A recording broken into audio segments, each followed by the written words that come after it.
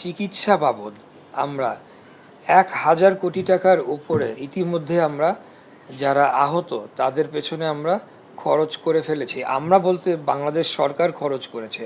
সেখানে থাইল্যান্ডে একটি বড় গ্রুপ চিকিৎসা নিতে গিয়েছে, রাশিয়াতে গিয়েছে, টার্কিতে গিয়েছে।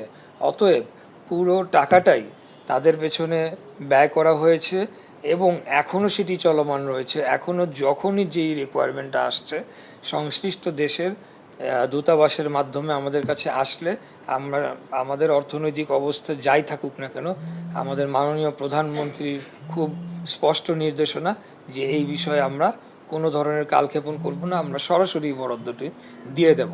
তবে আপনি যে অভিযোগ বলেন বা যে তথ্য বলেন যেটি উপস্থাপন করলেন, এটি যদি আরেকটু ক্লিয়ারলি বলতেন যে কোন বরাদ্দর কোন টাকাটি কোথায় হয়েছে, তাহলে আমি আপনাকে দিতে পারবো। আচ্ছা, জুলাই ফাউন্ডেশনের বিষয়ে আমি বলতে চাই।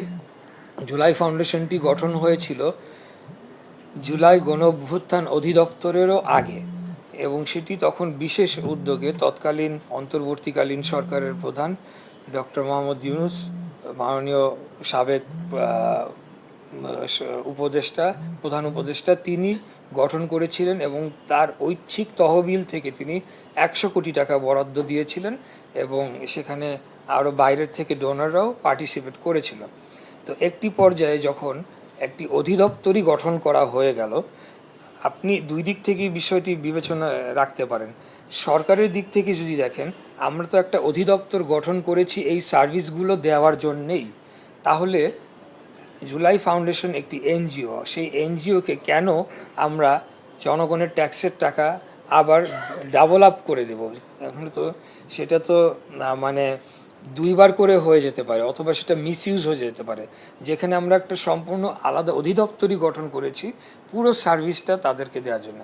হ্যাঁ, এখন আসেন, আমি জুলাই ফাউন্ডেশনকে তাদের আর্থিক কি অভিযোগ রয়েছে সেটি আপনারা খতিয়ে দেখে বের করবেন, সেটির ব্যাপারে আমি মন্তব্য করব না।